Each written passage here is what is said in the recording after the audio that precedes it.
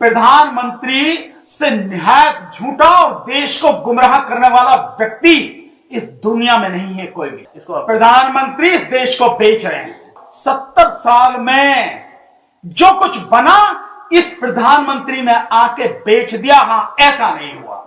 पहले फिंगर 8 तक हम जाते थे, आज हम फिंगर 2 से आगे बढ़ नहीं पाते। फिंगर 4 पे आके वो बैठा हुआ है चीन। देप्सांग के इलाके में 18 किलोमीटर अंदर आ गया है चीन।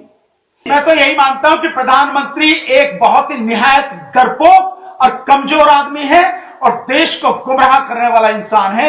इसलिए प्रधानमंत्री ने यह बयान दिया है। अरे इस 56 इंची के सीने वाले कम से कम एक बार आके प्रेस से सामने आके बैठ के प्रेस के जवाबों के जब प्रेस के सवालों के जवाब तो दो। और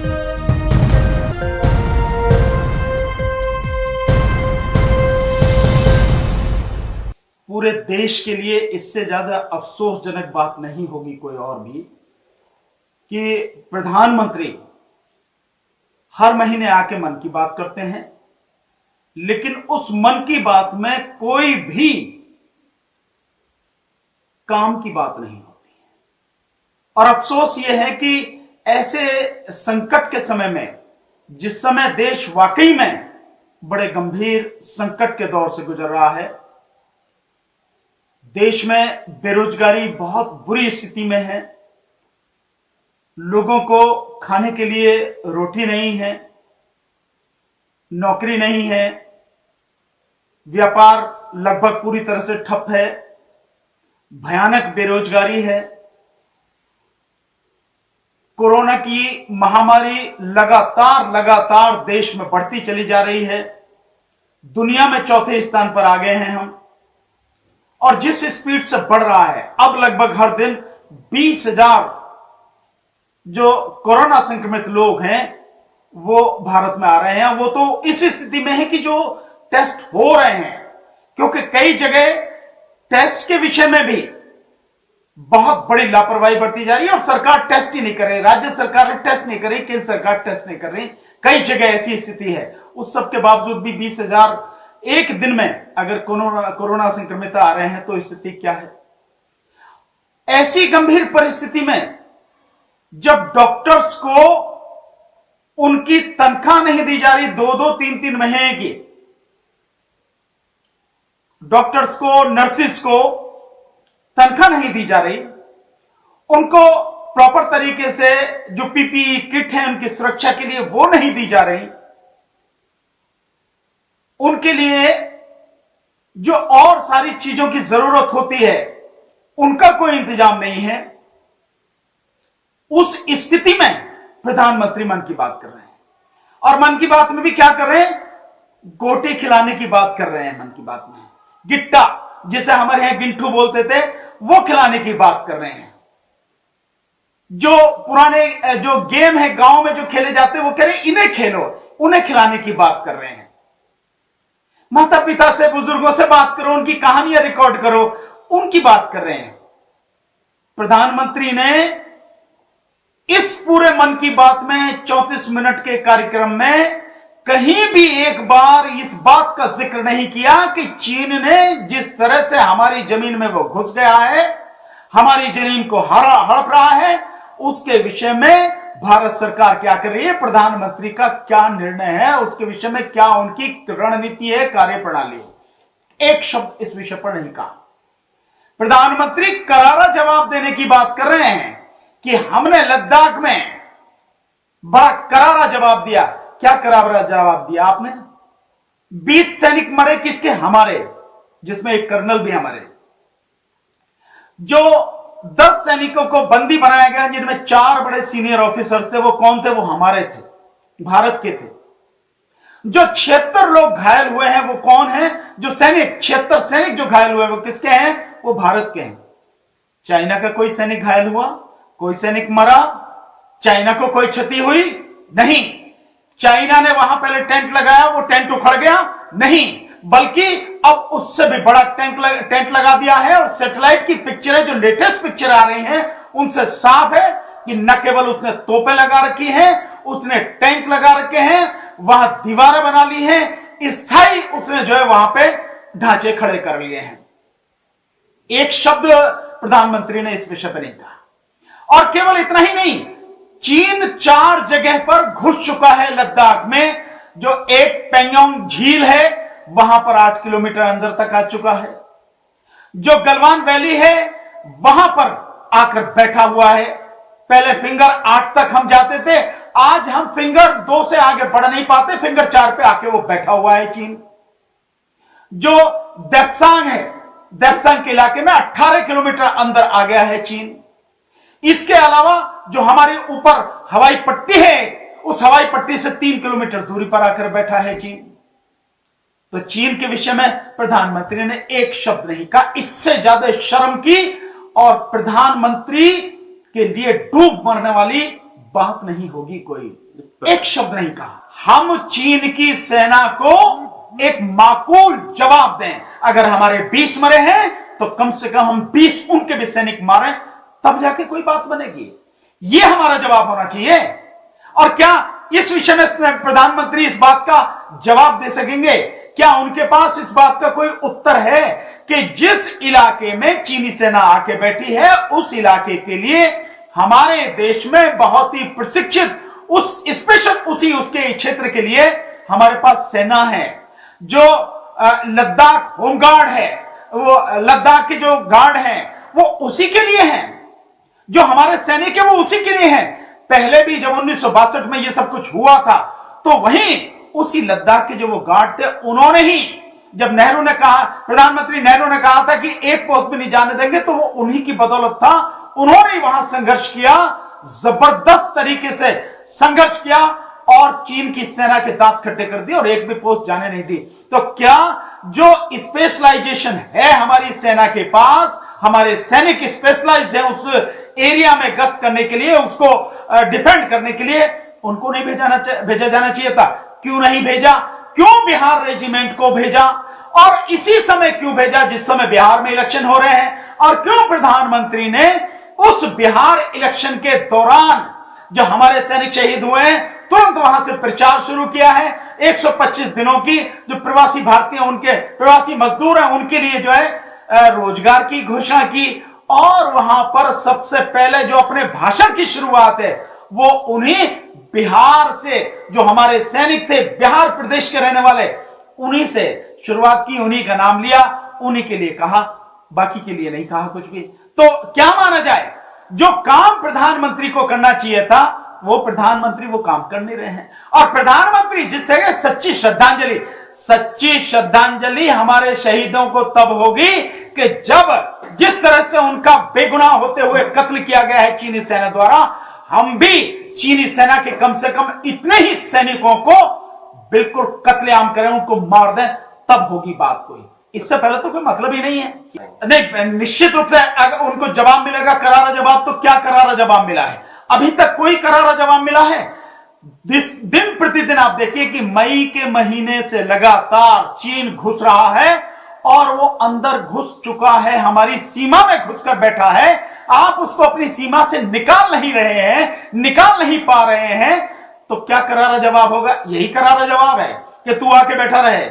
और केवल यही नहीं है कि लद्दाख के, लेह के जो हमारे किसान हैं वहां पे, जो अपने खेतों में काम कर रहे हैं, वो बता रहे हैं कि चीनी सैनिक हमें काम नहीं करने दे रहे और भारत सरकार को यहां आके मजबूत तरीके से सेना को भेजकर यहां को इस सारे सिचुएशन को हैंडल करना चाहिए और हम लोगों को हथियार देने चाहिए। यहां तक कहा एक किसान ने कि हम लोगों को हथियार दो, हम रोकेंगे उन्हें, चाहे मर जाएंगे कुछ भी, हम घुसने नहीं देंगे। तो ये क्या है करारा जवाब? कोई करारा जवाब है नहीं। प्रधानमंत्री, भारत निश्चित रूप से सक्षम है करारा जवाब देने में, इसमें कोई शक नहीं है। भारत की सेना समर्थ है, सक्षम है, हम अंदर घुसकर मार सकते हैं। लेकिन जब प्रधानमंत्री के रूप में इस देश की लीडरशिप ही बिल्कुल बेकार हो गई हो, इसलिए देश की लीडरशिप ही डरी हुई हो, इस देश की लीडरशिप ही देश को बर्बाद करने में तुली हुई हो, तब आप कैसे करारा जवाब दे पाएंगे? क्या प्रधानमंत्री ने एक बार भी इस विषय पर सोचा है? प्रधानमंत्री ने जो हवाई पट्टी बनी हुई थी, उस हवाई पट्टी को भी वो हड़पने के चक्कर में चीन बैठा है। जो ये स्थिति है, 4 जगह पे बैठा है इस तरह से। और केवल यही नहीं है, 4 जगह पे वो है, उधर नेपाल कर रहा है और एक छोटा सा अभी तो भूटान ने भी, जो वहां से नहर से पानी आता था हमारे किसानों के लिए, भूटान ने भी वो नहर का पानी बंद कर दिया। सो ये स्थिति है हमारी। सो किस बात के लिए, जो किस चीज का करारा जवाब दे रहे हैं? एक भी ऐसा उदाहरण बता दें, एक भी ऐसी घटना बता दें जिसमें करारा जवाब देने की बात है। बड़ी उछल उछल के बड़ी उसकी चर्चा भी करी, उस पर पिक्चर भी बनवा दी गई, जो उड़ी नाम की पिक्चर बनी है सर्जिकल स्ट्राइक की, उसका इतना राजनीतिक लाभ लेने के लिए। अब करें ना सर्जिकल स्ट्राइक, कौन रोक रहा है? लेकिन मारे में जाके घुस। प्रधानमंत्री जो कहते हैं कि वो हमारी सीमा के अंदर घुसे ही हुए नहीं है। नहीं तो और ये मतलब इससे बड़ा और देश का दुर्भाग्य क्या होगा, और पूरी दुनिया में थू इसी बात के लिए हो रही है कि प्रधानमंत्री ने जो चीन का एक्शन है उसको बिल्कुल हरी झंडी दे दी है। उसने, चीन ने जो कब्जा करके बैठा है, उसके बावजूद प्रधानमंत्री कह रहे हैं ना कोई हमारी सीमा में घुसाया हुआ है, ना घुसा हुआ है, ना घुसकर बैठा है, ना ही हमारी कोई पोस्ट कब्जे में।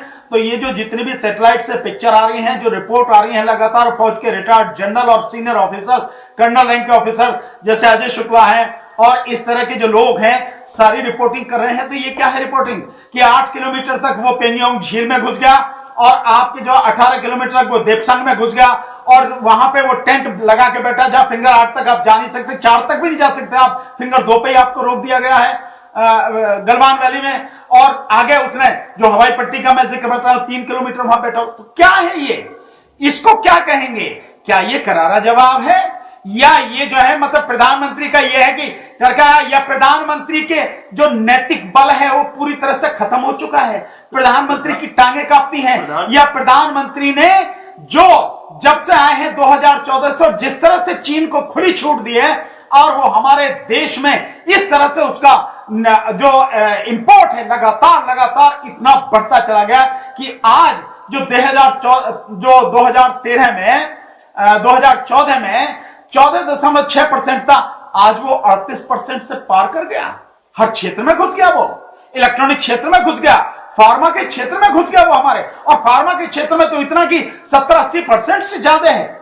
ये स्थिति है, इसको मानेंगे क्या हम? प्रधानमंत्री ने ऐसा बयान क्यों दिया कि वो चीन हमारी सीमा के अंदर नहीं घुसा हुआ? ऐसा मैं तो यही मानता हूं कि प्रधानमंत्री एक बहुत ही निहायत डरपोक और कमजोर आदमी है, और देश को गुमराह करने वाला इंसान है, इसलिए प्रधानमंत्री ने यह बयान दिया है। और या कोई ऐसा षड्यंत्र हो सकता है, या कोई ऐसी बात हो सकती है, चीन के साथ कोई ऐसी सांठगांठ हो सकती है, अन्यथा तो कोई प्रधानमंत्री अपने देश के विषय में ऐसा स्टेटमेंट तो नहीं दे सकता कि हमारी सीमा में कोई घुसा हुआ नहीं है, न ही हमारी कोई पोस्ट कब्जे में है, जबकि पूरी दुनिया देख रही है, सब कुछ सब दुनिया के पूरी के सामने है।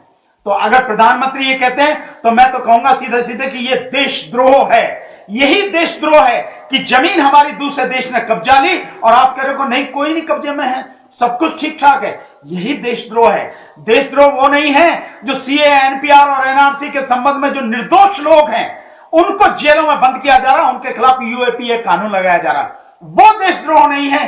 देशद्रोह ये है। राजीव गांधी फाउंडेशन ने पैसा लिया था चाइना से, तो कब लिया था? वो कार्रवाई करो ना उसके खिलाफ। उसके खिलाफ कार्रवाई क्यों नहीं की? क्यों 6 साल तक सोते रहे? और आज जब तुम पूरी तरह से घिर गए हो, और बिल्कुल राहुल गांधी ने, नरेंद्र मोदी ने सरेंडर मोदी जो कहा है, मैं समझता हूं इससे बढ़िया कोई और शब्द हो नहीं सकता। पूरी तरह से आत्मसमर्पण कर दिया है, उसके सामने बिछ गए हैं और डरे हुए हैं।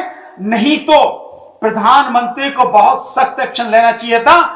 हमारी धरती पर 1 इंच भी जमीन, हमारी कोई भी 1 सेंटीमीटर में मिलीमीटर भी हमारी जमीन को लेने की कोशिश करे, हमें उसके कदमों को उखाड़ के फेंक देना चाहिए, काट के फेंक देना चाहिए उनकी टांगों को। लेकिन इतने बड़े इलाके में वो घुस के बैठा हुआ है, कोई कार्रवाई नहीं है। पहले भी 2013 में भी चीन ने इस तरह की कार्रवाई करी थी इसी गलवान वैली में। तो हमारी सेना ने क्या कहा? हमारी जो उस समय की उस समय की जो सरकार थी, तत्कालीन सरकार ने, कि जो सियाचिन, उसका जो एक्साई चीन का इलाका था, उसमें जाके हमारी जो सेना अंदर जाके उसके इलाके पे कब्जा किया। देन उसके बाद में वार्ता शुरू हुई और फिर वो उसने गलवान वैली छोड़ी, हमने वो छोड़ा। क्या इस नरेंद्र मोदी सरकार ने ऐसा किया है? नहीं किया ना, कुछ नहीं किया। और अफसोस की बात यह है कि प्रधानमंत्री खुद इन सारी चीजों के लिए जिम्मेदार हैं और मन की बात करते हैं। अरे इस 56 इंची के सीने वाले कम से कम एक बार आके प्रेस से सामने आके बैठ के प्रेस के जवाबों के जब प्रेस के सवालों के जवाब तो दो, और वो प्रेस वाले नहीं जो तुम्हारे जो है मतलब गुलाम हैं, गोदी मीडिया है। नहीं तो देश को तुमने एक तरह से बेच तो दिया ही, देश को बर्बाद कर दिया। तुम चाइना के सामने पूरी तरह से सरेंडर कर चुके हो। प्रधानमंत्री से निहायत झूठा और देश को गुमराह करने वाला व्यक्ति इस दुनिया में नहीं है कोई भी। प्रधानमंत्री लोकल से वोकल की बात करते हैं। मैं बहुत छोटा सा सवाल पूछता हूं, प्रधानमंत्री अपनी आंखों पे चश्मा लगाते हैं ना, जरा एक बार बता दें कि वो चश्मा कौन सी लोकल कंपनी का है। एक बार, सिंपल एक बार बता दें। नहीं बता सकते ना, क्योंकि वो चश्मा भी लोकल नहीं है, वो चश्मा भी किसी मल्टीनेशनल कंपनी का बना हुआ, उसी के लेंसेज, उसी का फ्रेम होगा निश्चित रूप से। सो ये कहने की बातें हैं कि दूसरे के लिए लोकल से वोकल की बात करो, अपने लिए नहीं। या भारत सरकार ने जो चाइना की कंपनियों के साथ में करार किया है, तोड़ा क्यों उन्होंने? आपने उनको तोड़ा, तो लोकल से वोकल की बात आप क्यों कर रहे हैं? क्यों देश को धोखा दे रहे हैं? पहले आप चाइना की कंपनियों के साथ, चाइना की सरकार के साथ जितने समझौते किए हैं, जो ट्रेड एग्रीमेंट है, व्यापार समझौते हैं, उनको खत्म करो। चाइना से आने वाले हर माल को खत्म करो, कोई सामान यहां घुसने नहीं पाए। उसके बाद लोकल से वोकल की बात करना। इसको प्रधानमंत्री इस देश को बेच रहे हैं। 70 साल में जो कुछ बना, इस प्रधानमंत्री ने आके बेच दिया। हां, ऐसा नहीं हुआ। पिछले 70 साल में यह नहीं हुआ जो बेचा गया है। और पिछले 70 साल में जिस तरह से जो जो चीज बनाएगी सबको निजी हाथों में दे दिया, ऐसा कभी नहीं हुआ। और निजी हाथों में जाके तरक्की होगी, ऐसा है ही नहीं, हो ही नहीं सकता। और इतने बड़े देश में जहां इतनी गरीबी हो, इतना जो है अमीरी और गरीबी के बीच में अंतर हो, वहां पे सरकार को कई जो मूलभूत चीजें हैं उनको अपने हाथ में रखना जरूरी है, ताकि लोगों का भला हो सके, लोगों का कल्याण हो सके। लेकिन प्रधानमंत्री ने ऐसा नहीं किया, सब कुछ निजी हाथों में बेच दिया। अपने जो निजी दोस्त हैं, जो बड़े बड़े उद्योगपति, जो पूंजीपति दोस्त हैं, उनके साथ में साठगांठ करके, उनके साथ में धंधा करके ये देश को गिरवी रख दिया है, बेच दिया है पूरी तरह से। और प्रधानमंत्री पर्यावरण की भी बात एक बता रहे, एक उदाहरण उन्होंने दिया। प्रधानमंत्री जी, आप जो कोयले का ये सारे भंडार बेच रहे हो, महाराष्ट्र में जो कोयला बेच रहे हो, वहां में उसमें एक वो इलाका भी आता है जहां टाइगर रिजर्व है, उसको भी आप बेचने जा रहे हो। और तुम्हारा वो दोस्त है अडानी, जो छत्तीसगढ़ में जिस तरह से, छत्तीसगढ़ में और झारखंड में जिस तरह से जो वो है आदिवासियों का इलाका है और जो वन संपदा है, किस तरह से लाखों की संख्या में पेड़ काटे जा रहे हैं, इससे पर्यावरण का नुकसान नहीं होगा? सो मैं तो सिंपल यही कहूंगा कि मन की बात कहकर प्रधानमंत्री इस देश को गुमराह कर रहे हैं। जो असली मुद्दे हैं उन मुद्दों से भटका कर दूसरी तरफ ले जा रहे हैं। और शर्म आनी चाहिए ऐसे व्यक्ति को, जो ऐसे कठिन समय में भी, ऐसे जो दुख के समय में भी लोगों को जो है गिंटू खेलने की, खिट्टा खेलने की और जो है सांप सीढ़ी खेलने की बात बताए।